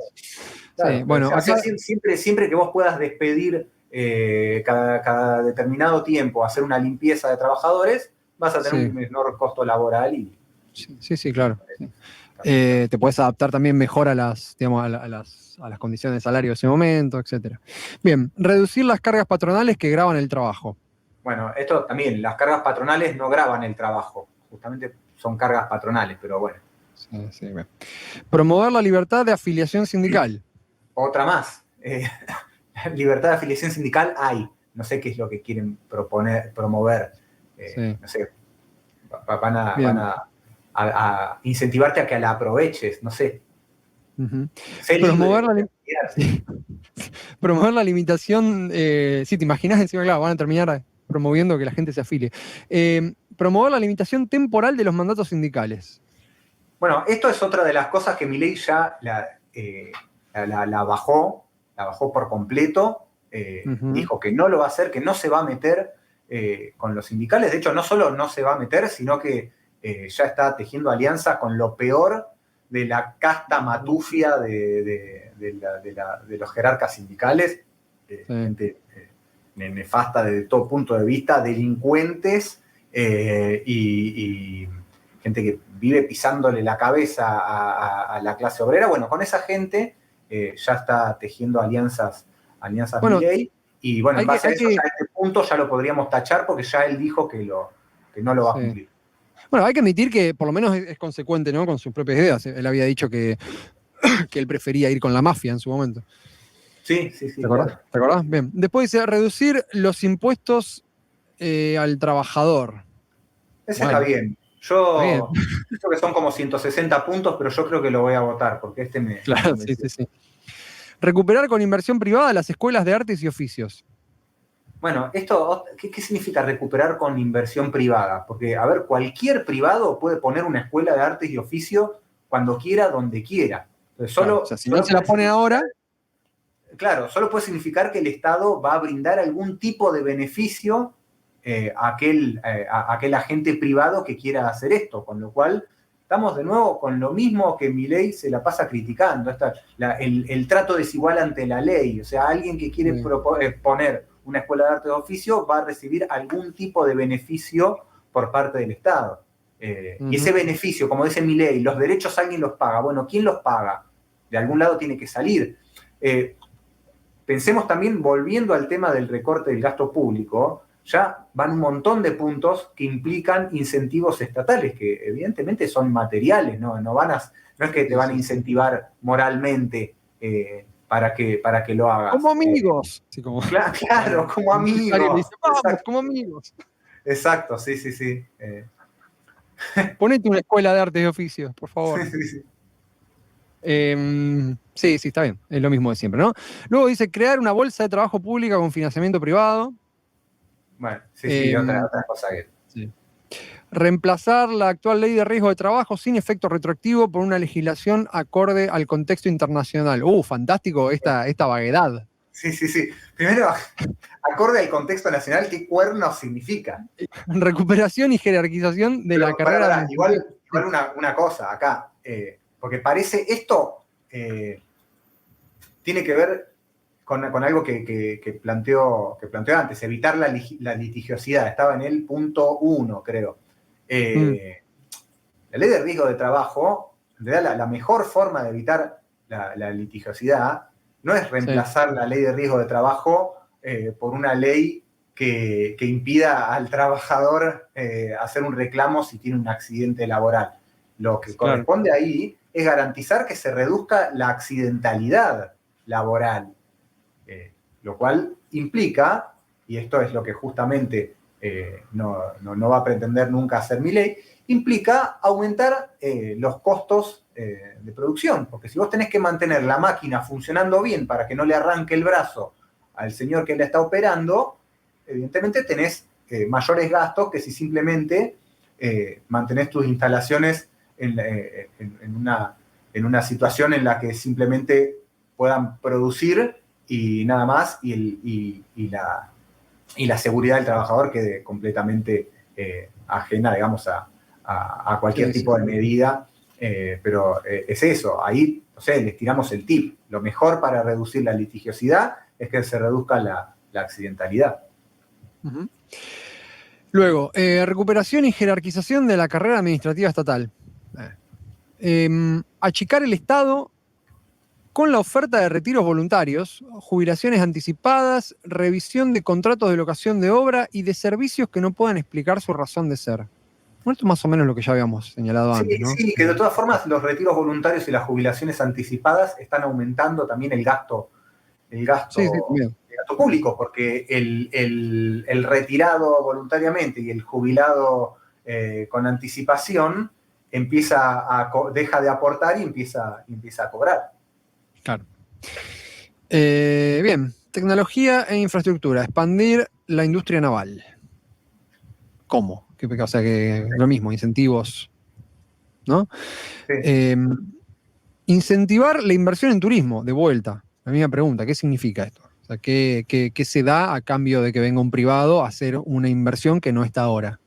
O es eso, porque o suponer que acá hay oculto, digamos, la idea de que, claro, de que este incentivo, como decís, es algo material, algo tiene que pasar a cambio de que venga el privado a invertir. ¿Es eso o es literalmente la cuestión así de Macri, de la lluvia de inversiones? Vamos a sentarnos a esperar que como estoy yo ahora, que soy una figura positiva para los mercados, van a venir los grandes capitales internacionales a invertir en nuestra tierra próspera. O sea, eso ya no pasó. Sí, claro. Lo vimos hace poco, no pasó. O sea que... Bien. Promover, de vuelta lo mismo, el desarrollo tecnológico de la agricultura, la pesca, la minería, la ganadería y la agroindustria. De vuelta, acá hay una cosa que aclarar, porque básicamente parece que todo va por el mismo lado. Esto no significa que nosotros digamos que nada de esto está mal. O sea, promover el desarrollo tecnológico de la agricultura, la pesca, la minería, la ganadería y la agroindustria te lo dice un comunista también. El problema es qué significa la promoción de estos rubros, de estas áreas, bajo un gobierno de un signo que se caracteriza por decir justamente que hay que hacer lo contrario a esto. Hay que hacer lo contrario a promover, lo contrario a meterse, ¿no? Lo mismo, promover las inversiones para la creación de unicornios tecnológicos, o sea, de empresas... yo pensé que eran unos robots así tipo sí, con forma de caballo. Beta X. No, ese era un Pegaso. Tecnología digital e inteligencia artificial. Hay que decir inteligencia artificial siempre. Sí. Obvio. Mejorar los procesos productivos y de servicios. Mejorar los procesos productivos y de servicios. ¿Qué es esto? Sí. Esto debe ser lo más general que tiene el programa. Punto 6. Que las cosas sean mejores. Claro. Promover la renovación de maquinaria y tecnología de las empresas vía inversiones de capital nacional e internacional. Articular los resortes necesarios para la obtención de créditos blandos y a largo plazo para llevar a cabo actividades proyectadas supra. Okay. Promover los convenios internacionales de intercambio comercial, fomentar la biotecnología, invertir en mantenimiento. De los acuerdos hay que nombrar una cuestión acá importante. Está bien, Milei todo el tiempo dice que sus aliados van a ser Estados Unidos e Israel, pero en este momento, los aliados comerciales dependen de la estructura económica que está en vigencia. No es que uno se cambia de aliados como en el Age, eso no funciona. Si en este momento los principales aliados comerciales de la Argentina son China y Brasil, que entre los dos, no sé si no reúnen el 25% de las exportaciones argentinas, eso chequéenlo, pero son los principales aliados, y eso tiene que ver con la estructura productiva del país, no solo de Argentina, sino de los países, de esos países. Entonces, sí. No solo depende de qué tiene uno para ofrecer, sino de qué necesita el país con el que uno se quiere aliar. A ver, esto no significa, nosotros no estamos diciendo que las relaciones que en este momento hay con China y con Brasil sean beneficiosas, sean lo que nosotros, sean algo que nosotros defendemos o algo así, pero estamos hablando de qué nivel de realidad tiene lo que este tipo está proponiendo. Sí. Y esto, bueno, y comentar esto, que romper relaciones con China y con Brasil es como tener un kiosco y pelearte con todos los vecinos que te compran. Sí, no es muy viable, que digamos. Sí. No es muy viable y se hace un poco más bochornoso cuando el tipo además sale a gritar, porque bueno, esto no lo estamos aclarando porque no está en el programa, pero esto ocurrió, varias veces lo dijo, que él rompería esas relaciones porque son incivilizados o son comunistas o no sé qué. Y otra cosa, Estados Unidos, produce un montón de cosas, es la mayor potencia mundial, pero Israel lo único que produce es armas. Sí, no, tampoco sé cuál sería. Sí, no, me parece que es más como un gesto que tiene que ver con las alianzas políticas que él teje, pero es un poco gracioso que diga como mi aliado va a ser Estados Unidos, un país que se entiende de dónde viene la cosa, e Israel, que cómo te va a marcar Sí. Yo no sé. Sí, no sé, es medio extraño. Bien, toda esta última lista de 10 puntos de tecnología e infraestructura básicamente se resume en la misma crítica que venimos haciendo desde hoy. Hay todo, promover y pedir que vengan a invertir y no se entiende bien. Y sigue, ¿no? Promover nuevas fuentes de energía renovables y limpias. Solar, eólica, hidrógeno verde. Lo que habría que preguntarse, además de lo que venimos diciendo, que por qué habría que promoverlo, es por qué específicamente detallan que hay que promover este tipo de energías renovables si... bueno, esto ya lo habías dicho vos, perdón. Si Milei, digamos, ha planteado que es el mercado el que soluciona estos problemas y inclusive fue bastante polémico cuando lo dijo hace poco. Sí. Bueno, luego dice, incentivar las inversiones en comunicación, petróleo, gas, litio, mismo, para que generen puestos de trabajo genuinos, misma crítica. Bien. Puestos de trabajo genuinos e ingreso en divisa extranjera. Extranjero, dice, increíble. Que ya no pueden ni mantenerla. Bueno. Proponer a las empresas privadas la extensión de los servicios de cloacas, luz, agua potable y gas a los puntos críticos de la nación. Esto es como amigos. Claro, como amigos. Porque aparte, ¿por qué debería proponer el Estado? Si el mercado se supone que es el mejor asignador de recursos. O sea, si las empresas privadas no llegan a esos puntos, por algo será, ¿no? Sí. Promover desde el Estado la reparación y ampliación de las redes ferroviarias, mismo que dijimos arriba, con recursos privados. Crear centros tecnológicos para el desarrollo de las redes neuronales, biotecnología, robótica, inteligencia artificial, digitalización de la administración pública, mejorando la interconexión nacional. Esa está buena, esa la banco, la digitalización de la administración pública. Sí. Bueno, de todas formas se está haciendo, pero... Sí, eso se está haciendo, sí. Mejorar las comunicaciones allanando los impedimentos para la implementación de la tecnología 5G. Bueno, bárbaro. Fomentar la creación de centros de reciclaje de residuos para su transformación en energía y materiales reutilizables. De vuelta no se ve por qué habría que hacerlo si la contaminación se soluciona sola. Fomentar la inversión para la creación de autopistas que conecten con las vías de comunicación ya establecidas con nodo de transferencia de mercaderías. Bueno, lo mismo. Profundizar la investigación a fin de elaborar generadores nucleares de industria nacional para la generación de energía y exportación. Bien, bárbaro, acá ya está comunista el programa.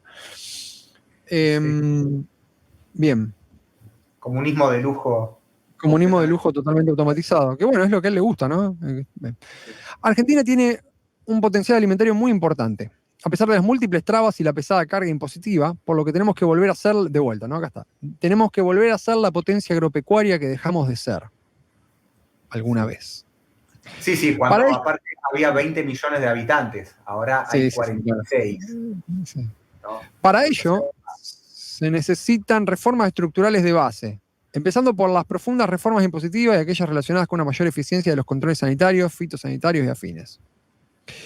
Por ello es urgente proceder a eliminar, como ya dijéramos, todos los impuestos distorsivos, empezando por los derechos de exportación, retenciones, y siguiendo con las que restan, competitividad, como ingresos brutos, débitos y créditos bancarios, así como el impuesto al valor agregado, que no debe contener regímenes de retenciones y percepciones que han desnaturalizado su característica de impuesto neutro. Muy interesante preguntarse cómo va a funcionar, o sea, qué pasa cuando se eliminan las retenciones. O sea, que es interesante imaginarse qué consecuencias va a tener eso. Eliminar los impuestos inmobiliarios rurales de todo el país. ¿Qué? De todo el país deben... ¿Estoy leyendo mal? No, estás leyendo bien. Eliminar los impuestos inmobiliarios rurales de todo el país deben o mantenerse por aportes mínimos. ¡Wow! Por importes, sí. Por importes mínimos, perdón. Fantástico. Sí, no, imposible de... Las tasas viales deben cumplir con su fin específico y no ser vehículos para engrosar las arcas municipales. Sí, bárbaro. También en este punto se reitera la necesidad de una reforma laboral que tienda a la libre contratación y a la reducción de los costos laborales, las que serán el vehículo para terminar con la informalidad laboral. Esa reforma también deberá propiciar, con una R, el fin de la industria del juicio. Parece como si estuviera medio escribiendo ideas, ¿no? Sí. Igual esto, a ver, al votante de Milei, esto te lo digo a vos, votante de Milei, reducir el costo laboral es reducirte el salario y las condiciones de trabajo. Es eso. Significa eso literalmente, ni siquiera es un eufemismo, no llega ni a poder considerarse un eufemismo. Y el tema de la informalidad laboral, la reducción de los costos del coste laboral no atenta contra la informalidad laboral. De hecho, a lo largo de todos estos años, la reducción del costo laboral fue una constante, digamos. Por eso muchos dicen que la reforma laboral ya está en curso. Claro. Y pensemos aparte que el 40% del trabajo en este país está en la informalidad laboral, lo cual implica esta situación de libre contratación, de no litigiosidad, y evidentemente esa es la situación que beneficia al contratante, al capitalista. Entonces, claro. Otra cosa, la reducción que está descontando la desocupación encubierta por planes sociales con contraprestación, que no estoy diciendo que los que reciben planes sociales no trabajan, porque los planes sociales exigen una contraprestación, pero no podemos decir que se trata de trabajo genuino, el trabajo genuino al que debería poder acceder toda la gente que recibe planes sociales. La desocupación encubierta bajo la forma de trabajo estatal improductivo, todo eso, pero descontando eso, la desocupación se redujo muchísimo en el último tiempo, y esto no significó una reducción de la pobreza. Esto es importante marcarlo porque mejorar las condiciones de contratación en el sentido de reducir los costos laborales, justamente es brindarle al sector empresarial trabajo barato. Y trabajo barato significa que vos lo que haces, tu trabajo, vale menos. Con lo cual, tus condiciones de vida van a ser peores. ¿Sí? Está bien, por ahí vas a tener trabajo, pero eso no significa que las condiciones en las que trabajes van a ser buenas.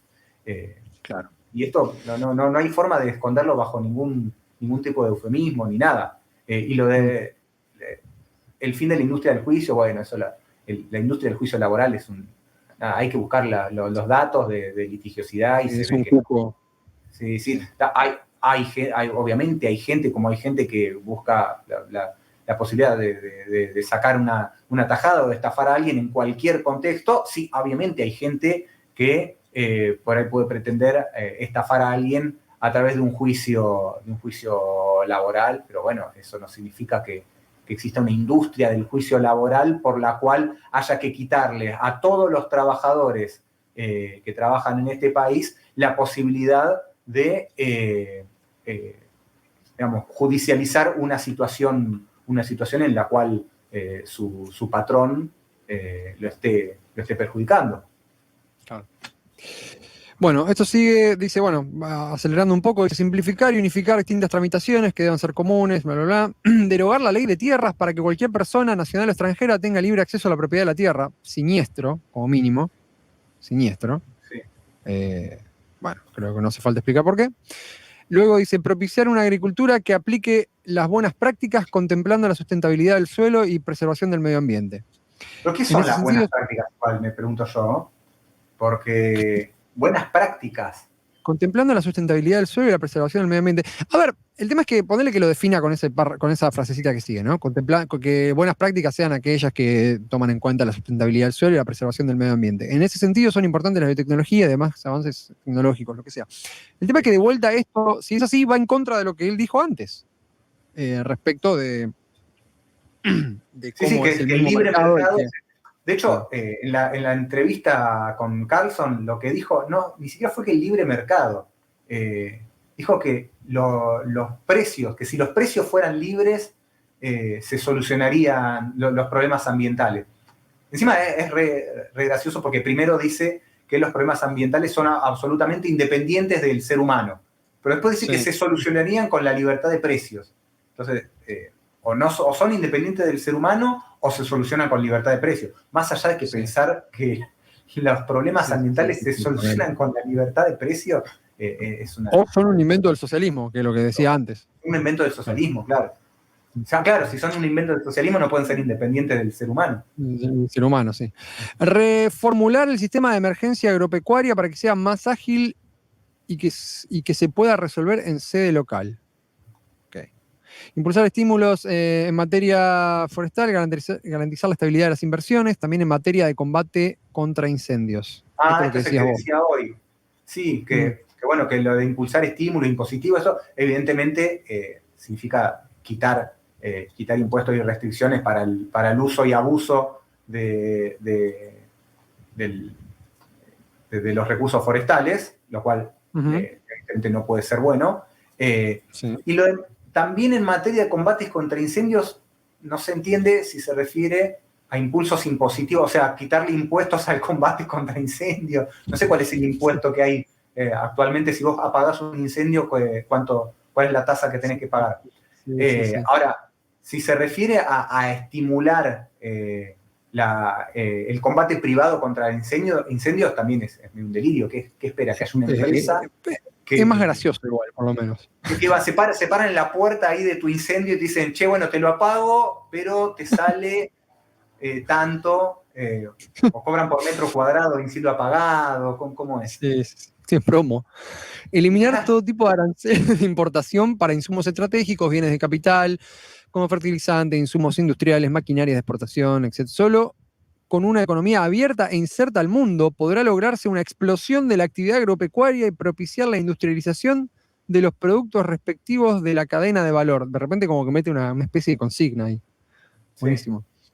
Propiciar la realización de las mejores obras de infraestructura con capitales privados, de las mejores obras de infraestructura con capitales privados. De las peores no. O de las más o menos. De las mejores que existen. La Torre Eiffel. Claro. Literal es construir una maravilla, es esto como en The Age of Empires. Claro. Se fomentará la creación de consorcios camineros para la atención de la amplia red de caminos vecinales. Bueno, está bien. Tomar medidas necesarias tendientes a velar por la seguridad rural, tanto de personas como de bienes que en los últimos años ha sufrido una escalada motivada por los impulsos ideológicos alejados de la realidad y la libertad. ¿Qué? En materia de pesca, debemos cuidar nuestro patrimonio marítimo y evitar el aprovechamiento indiscriminado e ilegal. Sí, la verdad que sí. Eliminar las cuantiosas restricciones y marañas laborales y administrativas que impiden eficaces actividades portuarias, tanto en materia de almacenamiento como descarga y transferencia. Ok, está bien, efectividad en eso. Otorgar un tratamiento especial a la cuenca marítima mediante concesiones e incluso privatizaciones. Esperable. Para finalizar, debe promoverse la industrialización de la pesca local y para ello eliminar las cuantiosas restricciones imperantes. O sea, básicamente eliminar las restricciones a todo. Con este conjunto de medidas, de inmediato el país volverá a ser un exportador importante de granos, carnes, oleaginosas, lana, flores y todo tipo de productos provenientes de las económicas regionales, de las economías regionales, como los cítricos, uva, vino, nueces. Nueces, Oliva, sí, nueves, olivas, dieces, onces. yerba mate, limones, durazno, manzanas, también podías decirlo más fácil esto, ¿no? Cereza, tabaco, verduras, etcétera, tanto como materias primas como productos industrializados. Es increíble lo mal que está escrito esto. Sí. Bien, siendo que llevamos sí, casi 2 horas. casi 2 horas y que primero que yo ya estoy como medio corto de tiempo y segundo que se está por acabar la grabación, el tiempo de grabación, y que llegamos a un quiebre natural acá en la mitad del programa, podríamos cortar por hoy y revisaremos el resto del programa en una emisión subsiguiente. Sí, capaz para cerrar, yo fui contando, capaz que conté mal, porque encima en un momento me fui para abajo con el PDF, pero conté 63 puntos referidos a temas directamente económicos. Y de esos 63 puntos, 32, o sea, más de la mitad, o la mitad, ponele, para redondear, involucran fomentos, incentivos e intervención estatal. Entonces, 2 cosas. Una, esto contradice la idea de que la libertad de mercado regula todo y bueno, ponele que esta cuestión es un poco relativa porque si uno se enfoca solamente en esto, tendría que estar pensando que la mayoría de sus votantes, de la gente que lo apoya, lo vota por el libre mercado o teniendo una idea de lo que significa el libre mercado para los liberales, y esto evidentemente no es así. De hecho, esto ya lo mostró Carlos Pañi en algunas, como se dice, algunas encuestas a los votantes de Milei, donde, por ejemplo, se ve que no están de acuerdo con que se deje de incentivar la industria, con que el Estado esté presente acá, con que el Estado esté presente allá, que no están de acuerdo con el tema de los vouchers, bueno, una serie de cosas. Entonces uno no puede asumir que toda la gente que apoya a Milei lo apoya porque adscribe a la escuela austríaca de economía o al esperpento que en este momento sostiene Milei, que no es ni... Ya no puede saber ni a qué escuela económica pertenece. Pero bueno, es una contradicción porque ellos todo el tiempo plantean que es el libre mercado, la libertad de mercado, el mejor regulador de todo, y acá están proponiendo en la mitad de sus propuestas económicas implican intervención directa del Estado. Pero además, otra cuestión es que esto no explica ni con qué recursos, ni da absolutamente ninguna especificación de nada, y daría lo mismo decir vamos a promover la felicidad y el bienestar de la gente y punto, porque claro. Si no solo no explicás de dónde van a salir los recursos, cuando la mitad de tus puntos implican la movilización de recursos, pero además estás diciendo que vas a hacer un recorte del gasto público que no da cuenta ni siquiera de la necesidad de recorte que vos mismo estás planteando, pero además que vas a hacer una reducción enorme de la capacidad fiscal del Estado, esto no tiene ni pies ni cabeza, no tiene ni pies ni cabeza, y lo que uno puede esperar en todo caso es o que esta gente provoque un caos y una destrucción tremenda, o que simplemente sea absorbido con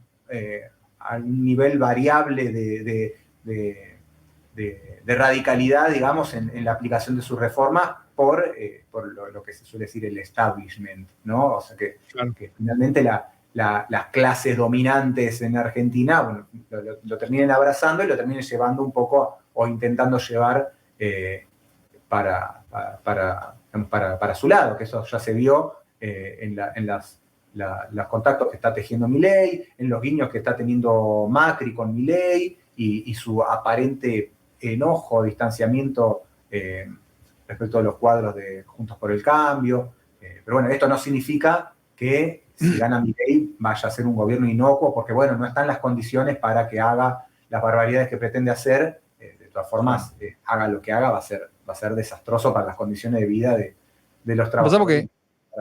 Ningún gobierno de los que venga, ninguna de las posibilidades de gobierno de las que venga va a ser inocua, empezando por eso. Exactamente. Después tenemos que hacer algo sobre eso. Sí. Bien. Bueno, con esto cerramos por hoy. Vamos a tratar de, no sé si podemos la semana que viene o cuando tengamos tiempo, hacer la segunda parte. Tenemos también un par más de videos ahí en cola de producción, muy lentamente, vamos a ir sacándolos. Tenemos la cuestión de que en muchos casos no tienen que ver con la coyuntura y la situación está tan alta la temperatura con respecto de la cuestión de las elecciones que por ahí parece un poco fuera de lugar sacar un video de repente de crítica sobre Rayo como hicimos en su momento, así que vamos a ir tratando de mechar estas cosas un poco más coyunturales. Así que nada más, bueno, nos vemos la semana que viene.